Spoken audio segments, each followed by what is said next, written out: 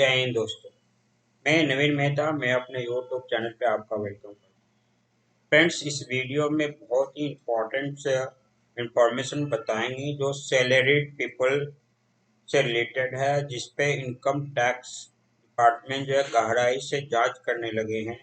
जो salaried people RTR file करते हैं और फिर आरटीआर फाइल करके अनाप शनाप रिटर्न में जो है रिफंड क्लेम करते हैं और फिर रिफंड क्लेम करके जो है वो रिफंड लेते हैं। इसी पे जो है इनकम टैक्स का क्या क्या प्लानिंग है और क्या क्या वो स्टेप ले रही है, और अगर इस तरह में पाए जाते हैं तो क्या क्या उनको जो है कठिनाई सहना पड़ेगा सैलरीड पीपल को। मीन्स नौकरी पे करने वाले जो व्यक्ति हैं या टैक्स पेयर हैं जो गवर्नमेंट नौकरी बेसिकली करते हैं, उनको जो है इनकम टैक्स अपने रडार पर ले लिया है। उसी को इस वीडियो में डिस्कस करेंगे वन बाय वन। इसलिए आपसे रिक्वेस्ट है कि पूरा वीडियो देखिए और समझिए कि आखिर क्या मामला चल रहा है। और फिर आपसे रिक्वेस्ट है कि अगर आप चैनल सब्सक्राइब नहीं किया, चैनल सब्सक्राइब कीजिए और मेरे चैनल से जुड़िए।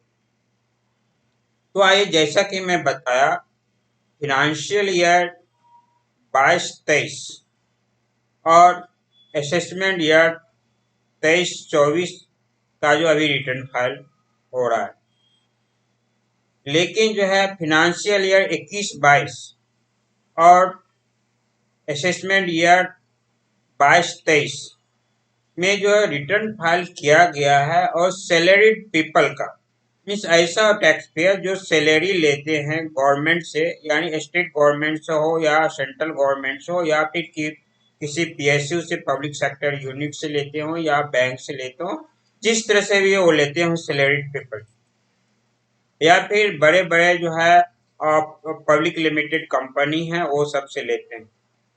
ये सब जो है व्यक्ति को रिटर्न फाइल करना पड़ता है अगर एग्जेम्प्टेड इनकम से उनका जो हायर इनकम है, सैलरी है, तो वो रिटर्न फाइल करते हैं। लेकिन फिनेंशियल ईयर 21-22, असेसमेंट ईयर 22-23 में इनकम टैक्स डिपार्टमेंट ने बल्क रूप में पाया है कि सैलरीड पीपल जो है अनाप शनाप जो है या तो एग्जेम्प्ट दिखाते हैं अपने रिटर्न में, और या फिर डिडक्शन लेते हैं अपने रिटर्न के जरिए, और फिर वो रिफंड क्लेम करते हैं इनकम टैक्स डिपार्टमेंट से। और रिफंड क्लेम जो होता है वो टीडीएस जो डिडक्शन होता है वो गवर्नमेंट के थ्रू जो डिडक्शन हो, या स्टेट गवर्नमेंट को या सेंट्रल गवर्नमेंट को का एम्प्लॉय, उसके या तो पीएसयू है या तो पब्लिक सेक्टर यूनिट है, वो सब के, या फिर जो है पब्लिक लिमिटेड कंपनी है, ये सब कंपनी जो है जिनका जो है जिस एम्प्लॉय का एग्जेम्प्टेड सैलरी इनकम से ज्यादा सैलरी रहता है उनका टीडीएस काटते हैं। और ये टीडीएस काट सैलरी पेमेंट के टाइम में काटते हैं। लेकिन जो है ऐसा देखा गया है, जैसा कि मैं बताया, कि फिनेंशियल ईयर 21-22, असेसमेंट ईयर 22-23 में कि ये जो है एम्प्लॉय कंसल्टेंट के जरिए या खुद भी जो कंसल्टेंट के जरिए रिटर्न फाइल करवाते हैं वो, या फिर खुद रिटर्न फाइल करते हैं वो एग्जेम्प्टेड इनकम में अनाप शनाप दिखाते हैं, और फिर डिडक्शन भी एक्चुअल डिडक्शन नहीं भी रहता है, फिर भी वो जो है डिडक्शन क्लेम करते हैं। और फिर जो टीडीएस रिटर्न होता, टीडीएस जो उनका कटता है, वो टीडीएस वो रिफंड ले लेते हैं। इस पे जो है इनकम टैक्स डिपार्टमेंट कई तरह से काम करना चालू कर दिया। बहुत को नोटिस भी आने लगा है कि आपने 80C के अंतर्गत कितना क्लेम किया है, 80D के अंदर कितना क्लेम किया है, 80E के अंदर कितना क्लेम किया है, या फिर एग्जेम्प्टिव इनकम है या सेक्शन 10 के अंतर्गत आपको जो एग्जेम्पशन मिलता है सैलरी पीपल को, उसमें कितना क्लेम किया है, उसका ब्यौरा जो है ऑलरेडी उसको नोटिस में दिखता है जो इनकम टैक्स डिपार्टमेंट भेजती है। और फिर उनका प्रूफ मांग रही है कि आपने ये डिडक्शन जो लिया है या ये एग्जम्पशन जो लिया है किस बेसिस पे लिया है, और इसके लिए इनकम टैक्स डिपार्टमेंट ने उनको टाइम लाइन दिया है कि इस टाइम लाइन के अंदर आप जो उनका रिप्लाई कीजिए।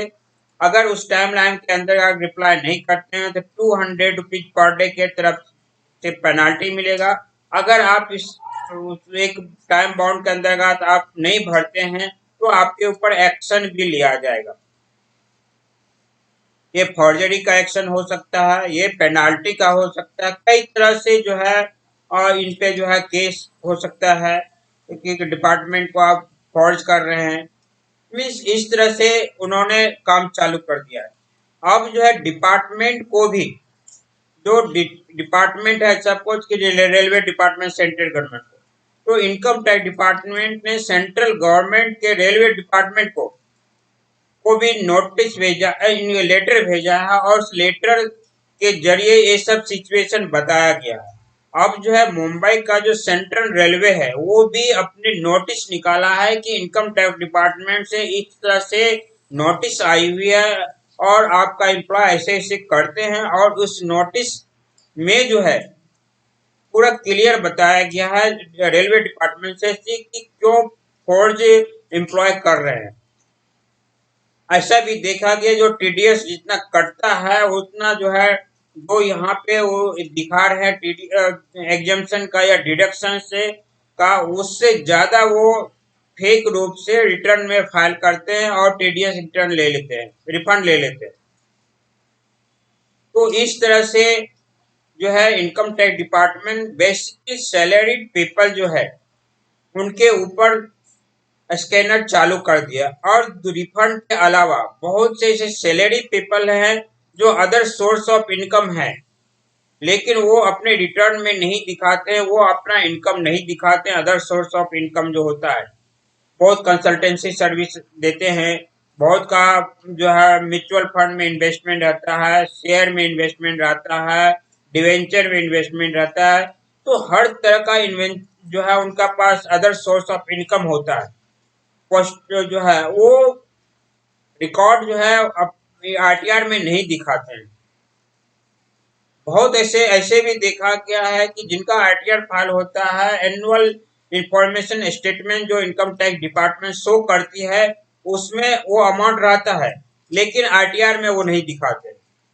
जो भी आरटीआर फाइल करते हैं, एम्प्लॉय फाइल करे या उसका कंसल्टेंट फाइल करे। तो ये सब को लेके जो है इनकम टैक्स डिपार्टमेंट बहुत गहराई से स्कैनर का चलना चालू कर दिया है, वो स्कैन कर रही है।